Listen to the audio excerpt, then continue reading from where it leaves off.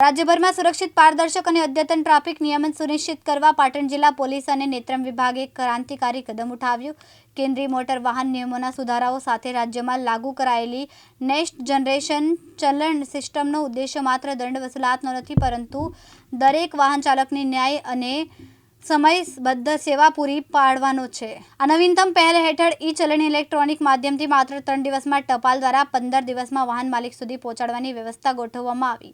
નાગરિકોના હિતોને પ્રાથમિકતા આપતા સિસ્ટમમાં મોટી રાહત આપવામાં આવી છે। જો કોઈ વાહન ચાલકને ખોટો દંડ થયો હોય તો સ્થાનિક જાહેરનામું, પરવાનગી કે ડાયવર્ઝન જેવા સચોટ પુરાવા રજૂ કરીને 45 દિવસની અંદર પોર્ટલ પર સીધો વાંધો નોંધાવી શકે છે।